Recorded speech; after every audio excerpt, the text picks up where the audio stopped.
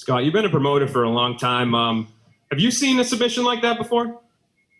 You know, I never have seen a submission like that. They call it, the new name is the guillotine. That's the first time for me. I mean, I've seen all the different cranks, but it took me a second to figure it out. And I was talking to John McCarthy after. I said, John, did you see it coming? He said, I saw it coming.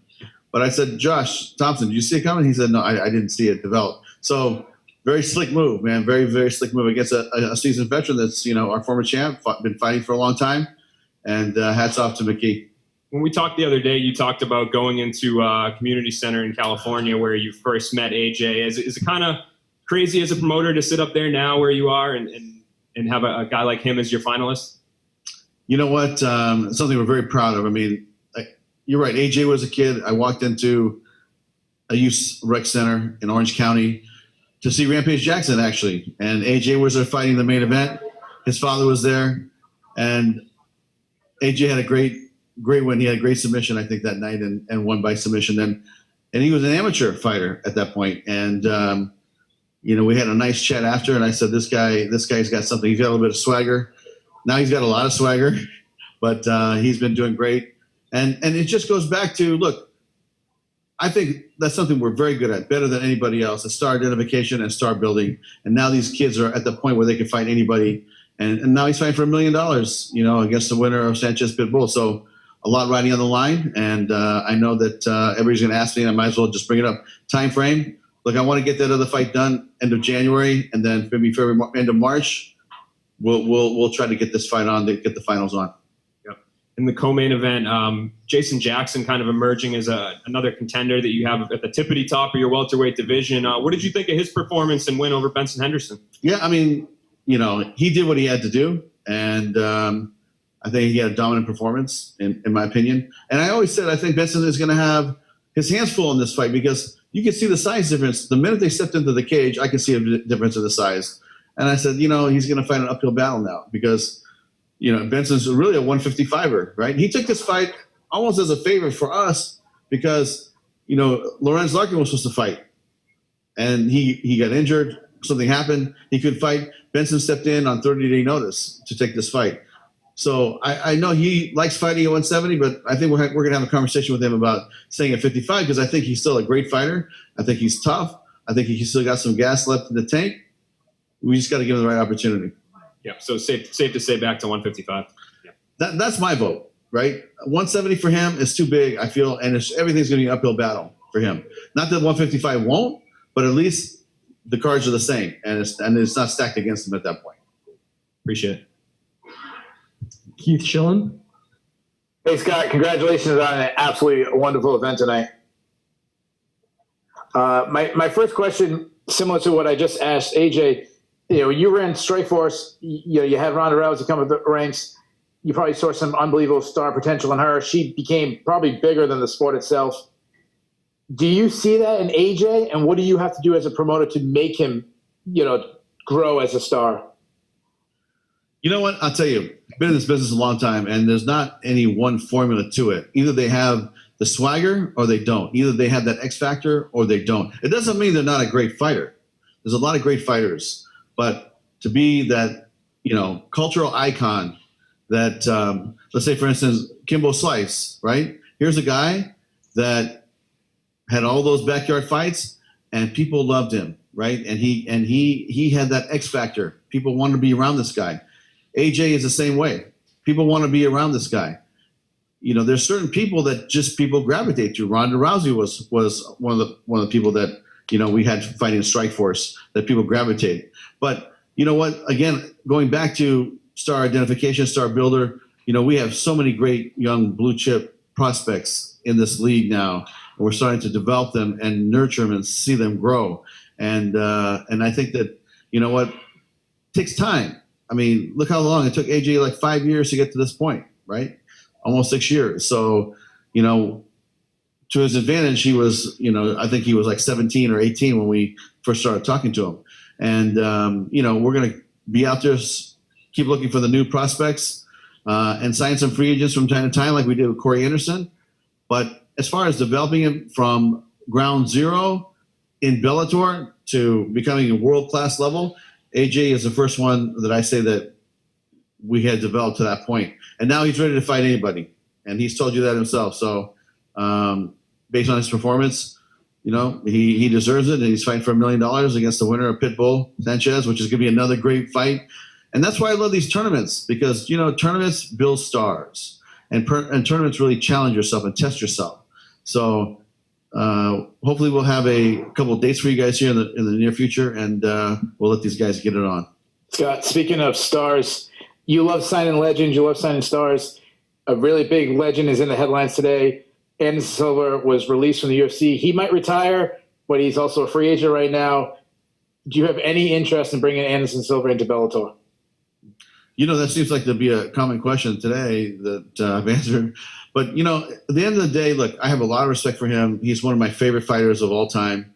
He's, I think, one of the greatest fighters in the history of the sport.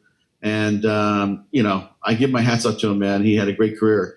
And he might continue to fight and, you know, continue to, you know, compete. But I really love our roster. I love the things that we're doing here. I love the direction of the company. And that's what we're going to stay focused on. Giancarlo? Hi, Scott. Great event tonight. You brought up there about the Grand Prix building stars, and you spoke in the past about wanting to do a women's Grand Prix. Is that still the plan? And just seeing of the star-making performance by AJ McKee, would you be opposed to doing more than one Grand Prix in a year? I really like doing one Grand Prix at a time, you know.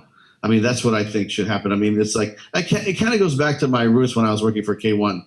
They had a whole K1 tournament for the whole year, and then at the end they had a Grand Prix finals. And I think for a weight class, it deserves to have that, you know, that finale with one champion and one tournament final, and, you know, one big event. And that's really what we've been doing. So could they overlap? I'd really like to see them not overlap. But, you know, we do, getting back to the question about 125-pound female division, and also you know, we've been talking about the 135-pound men's division that really it's just been growing and growing, and the talent level is just, you know, off the charts now. So, you know, it could be one of those two divisions. We haven't really decided yet, but, you know, we'll probably figure that out sometime after Thanksgiving. And also, like Benson Henderson moved up to 170. You notice the size difference there. Would you be open to a 165-pound division? Like, I know other promotions are opposed to that. Would you be open to it?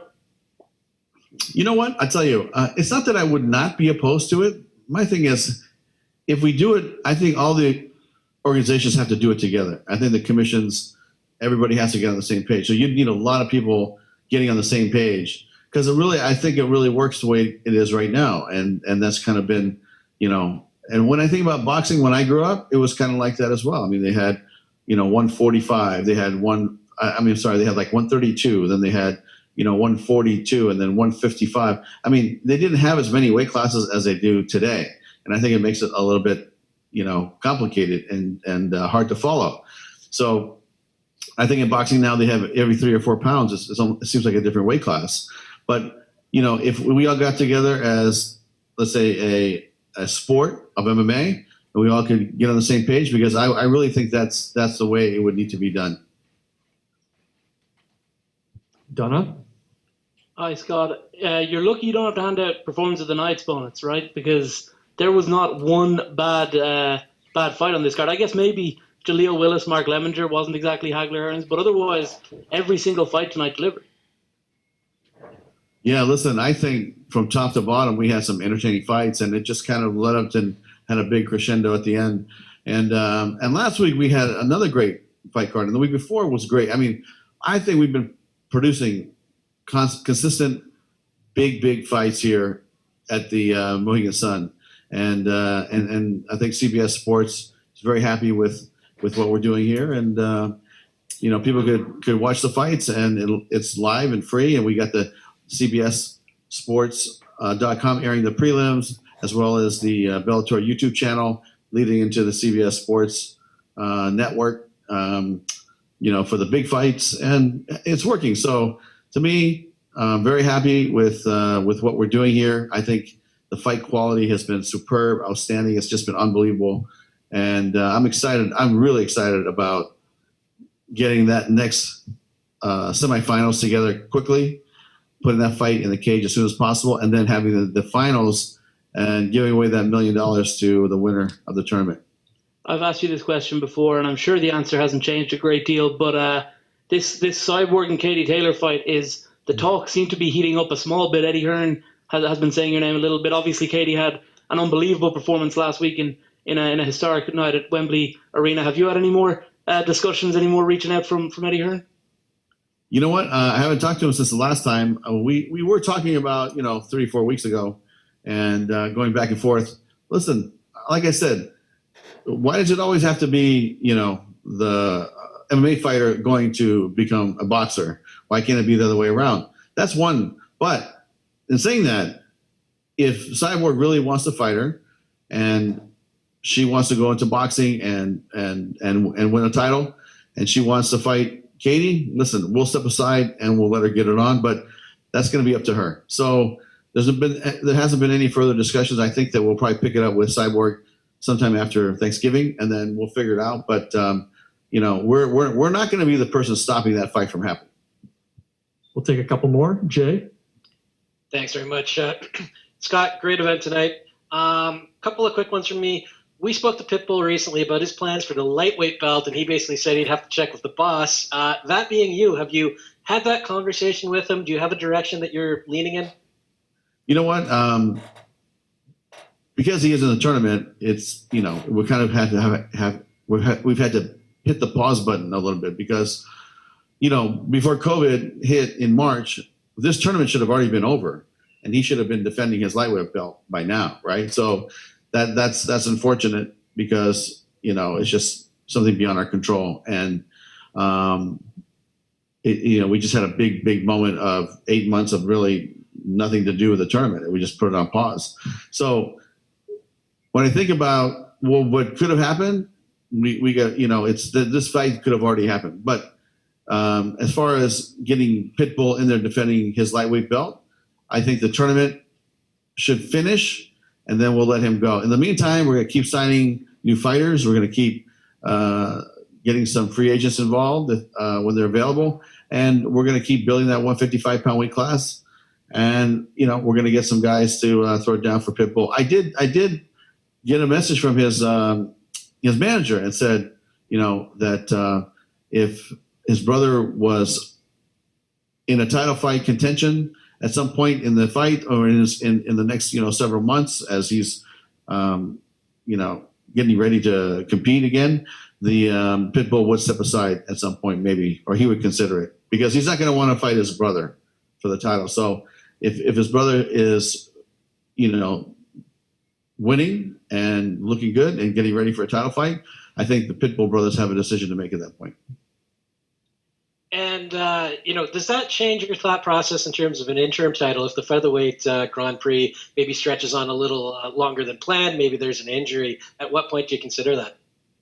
I'll tell you, I don't think so. I don't think right now at this point, when you're talking about November and the fight could be here in late March, I don't think that it puts a pause in there and an interim title. I think that, let's just finish this tournament. Let's get it done.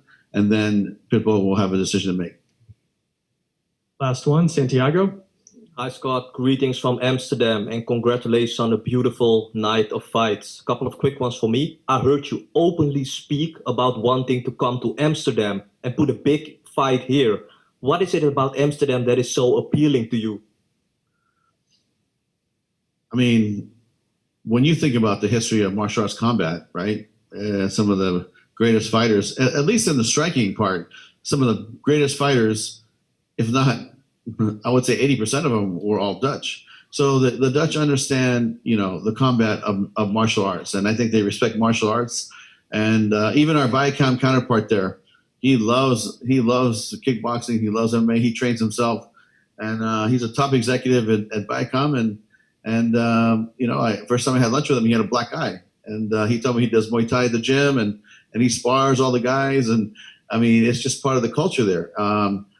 Amsterdam has not had a MMA fight for a long time, and I think that we should be the one to do it. And I think we have the roster to bring there. I mean, I think we got Gegard's there, and we have a bunch of great fighters and talent, support from Viacom there. and Viacom Netherlands and Benelux really support us heavily. So we would love to come there, and we've been trying. I mean, it's we were actually making a lot of headway with the government there until COVID hit. So that kind of put a pin in it for a bit. But at one point, who knows when, this will be finished as well as far as the COVID, and we'll be back up and running, and we'll be out traveling, and we will go to Amsterdam for sure. And then last thing from me, Scott. Gegard Mousasi wants to defend his middleweight title next against John Salter, and he wants to do that in Europe. He would prefer Amsterdam, of course. Would you entertain that specific fight for Gegard against Salter, and would you send him to Europe for his next fight? The opponent we haven't decided, but when I think about the location, really it depends. We're not opposed to it, but whether we fight here with no audience or you fight in Europe with no audience, it doesn't. There's really no difference in my opinion. So to me, Gegard traveling here is just the same as us going there, because it's actually harder for us to go there because we have travel restrictions by all these countries that hard to get in. At least the other way around, we can get Gegard to come here, and we can get our foreign fighters to come here. And so we have that relationship with the government to get these visas expedited for these foreign athletes. But, trying to go to Milan and Paris was quite challenging. Listen, my team did a great job. They got it done, but it wasn't easy. And Paris was another situation. We all had to have letters from the government, from the Ministry of Sport to invite us. And it's a whole process of additional red tape that we don't have when the fighters come here. So depends when, COVID is here or not here, when Gegard wants to fight again, that's going to be a factor.